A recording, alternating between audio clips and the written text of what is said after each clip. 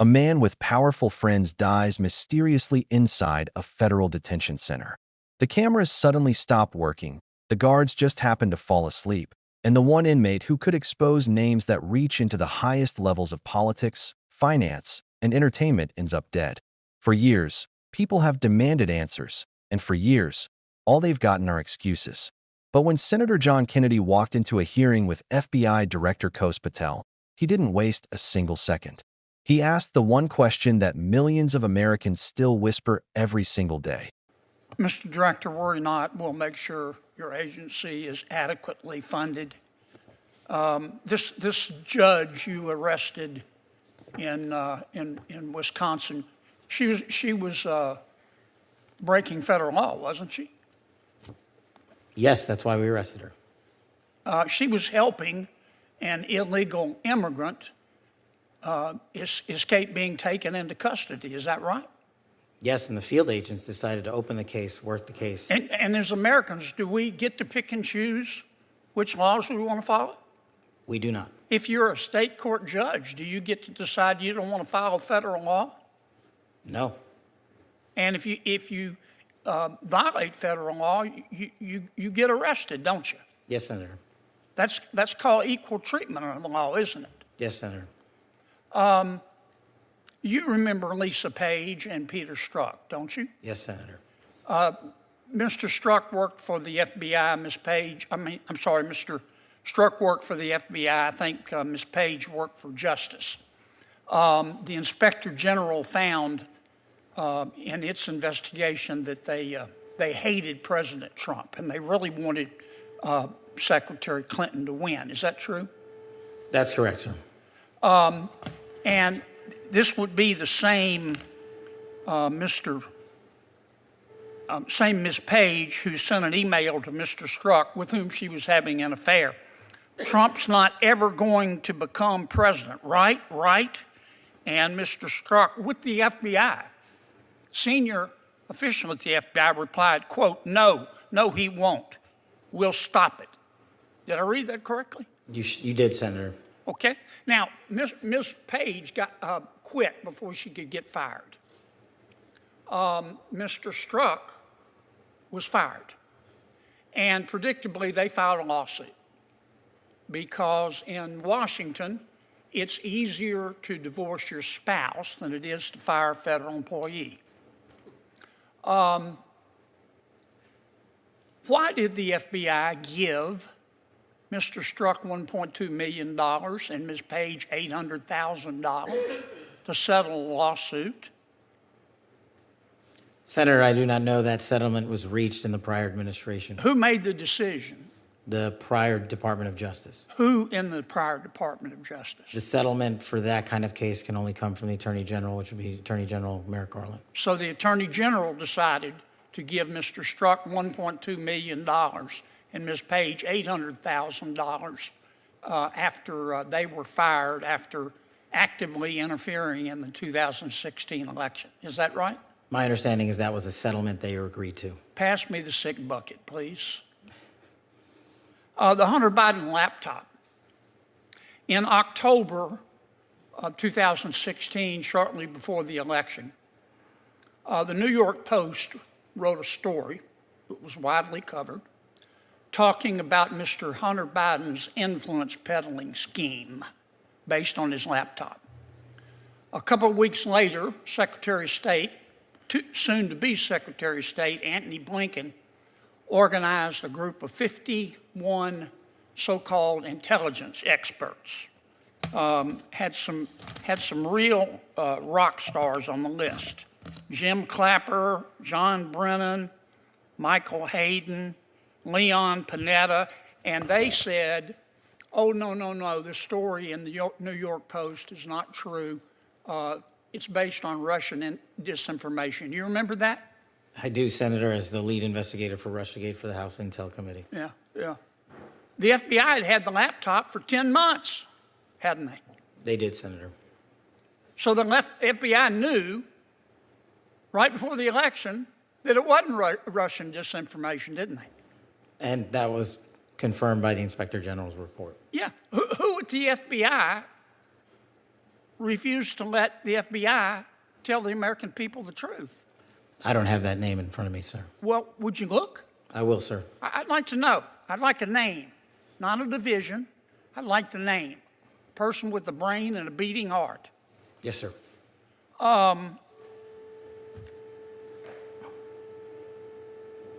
Did Jeffrey Epstein hang himself or did somebody kill him? Senator, I believe he hung himself in a cell in the Metropolitan Detention Center. Are you going to release all the information about that? Senator, we are working through that right now with the Department of Justice. When do you think you'll have it done, Kash? I think in the near future, sir. Like before I die? Senator, we've been working on that, and we're doing it in a way that protects victims and also doesn't put out into the ether information that is irrelevant for production of the public, such as CSAM. Thank you, Mr. Chairman. Senator Reid. Thank you very much, Mr. Chairman. Thank you, Director. As you're well aware, DOJ. Did someone silence Jeffrey Epstein? Kennedy doesn't deal in polite language. His style is sharp, direct, and cutting. And this time he was face-to-face with the man who now oversees an FBI drowning in scandals. He pressed Patel with a question that refused to go away. The director gave the official line, that Epstein hanged himself. But what made the room shift was his quiet admission that not all the files have been released. For a country already skeptical of institutions, that was more than a gap. It was a confirmation that the truth is still locked away. Kennedy leaned in, his words laced with frustration. Will we get the truth before I die? That wasn't just his voice.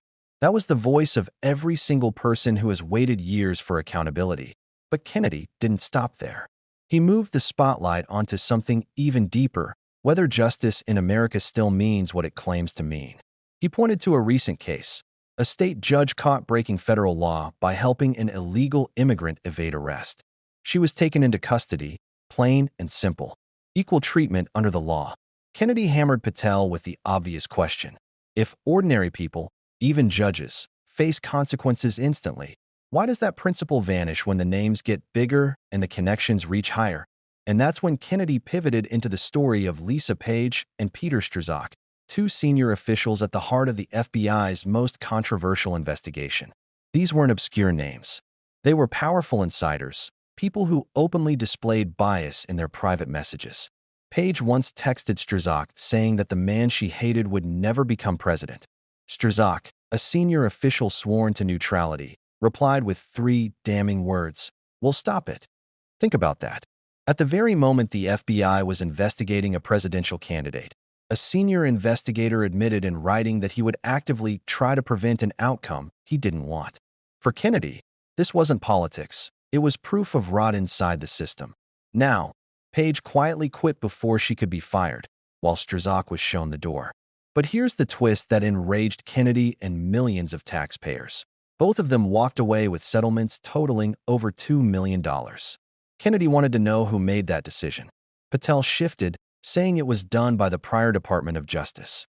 But when pressed for names, he offered nothing. No transparency, no accountability. Once again, the American people paid the bill, while those responsible for misconduct cashed out. Kennedy wasn't letting go.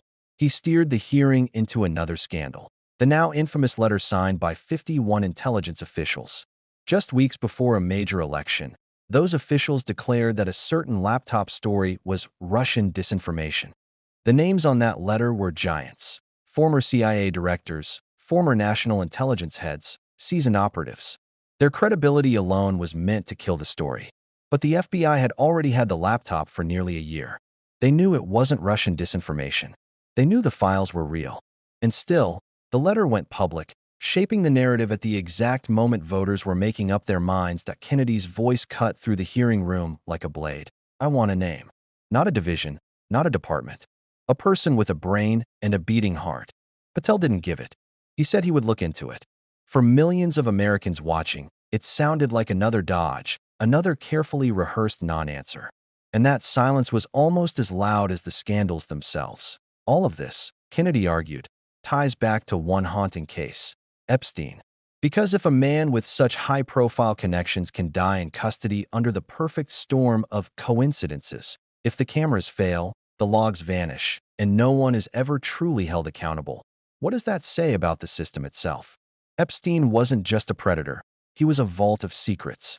And when that vault slammed shut, so did the chance of exposing who else was involved. Kennedy knows that millions believe Epstein was silenced, and every non-answer from Patel only fuels that suspicion. But here's what made this hearing different. Kennedy wasn't only chasing one scandal. He was exposing the thread that ties them all together, two-tier justice. Ordinary Americans get arrested, fired, punished without hesitation. Elites, insiders, and those connected to the halls of power get settlements, silence, and protection. When Kennedy compared the arrest of a state judge to the payouts for FBI officials and the cover-up of a laptop, he wasn't just pointing at hypocrisy. He was pointing at a system designed to protect itself at the expense of the people it claims to serve. And if you step back, you see the pattern clearly. First, a mysterious death in federal custody with every safeguard inexplicably failing. Then, top FBI officials exposed for bias but rewarded with taxpayer millions. Next, intelligence leaders shaping public perception with a letter they knew was false. Finally, a director dodging question after question, refusing to name names, and hiding behind layers of bureaucracy. This isn't oversight. It's theater. This isn't transparency. It's smoke and mirrors. Kennedy's performance struck a nerve because he wasn't playing nice. He was saying out loud what people at home yell at their television screens. Why do we never get names? Why does no one ever pay the price? Why is the truth always delayed, hidden, or spun? His sarcasm landed like a gut punch. Will we get the truth before I die? That wasn't a joke. It was a reminder that time is running out, for him, for the survivors of Epstein's crimes, and for the American people waiting for justice that never comes. The larger question now isn't just about Epstein. It's about whether democracy can survive if the people no longer believe their institutions. If justice only applies to some, then it isn't justice at all. If narratives can be shaped in secret to protect one candidate or crush another, then elections are not truly free. If whistleblowers are punished while insiders are rewarded, then accountability doesn't exist. And if the FBI, the DOJ, and the intelligence community can dodge and deflect every time they're asked for names, then what's left but public anger and distrust? Kennedy knows the stakes. And that's why his hearing resonated. He wasn't offering a partisan fight. He was demanding the bare minimum: truth. Names. Accountability. For Epstein, for Page and Strzok, for the laptop, for every cover-up that has chipped away at faith in the system. Because if those things can't be delivered, then what are these hearings really for? Just theater. Just words. Just a show to make it look like something is being done. And maybe that's the most dangerous part of all. Because the longer the truth is delayed, the more people believe it will never come. And when the public loses trust completely, when they stop believing in equal justice, what happens to the country itself? That's why Kennedy's questions hit harder than usual. He didn't just ask whether Epstein was killed. He asked whether the system that claims to serve us is already too compromised to save itself. He asked whether America is now a place where the elite never face justice, where files stay sealed forever, and where the truth dies before the people ever hear it. The chilling reality is this. When a senator has to beg to know whether the truth will be released before he dies, that tells you everything you need to know about the state of transparency in America. And so we return to the one question that still echoes across the country. Did Jeffrey Epstein really hang himself, or was he silenced? That question may never get a straight answer. But what Kennedy exposed in that hearing is just as important. If the people at the top can manipulate narratives, dodge accountability, and bury scandals, then the real question isn't who killed Epstein. The real question is whether we can still trust the people who claim to serve us if you believe the American people deserve the full truth. Not filtered spin, not sealed files, not carefully crafted letters, but the real story. Then hit that like button, subscribe for more raw and unfiltered coverage, and let us know in the comments. Do you think Epstein's death was really a suicide, or are we still being lied to?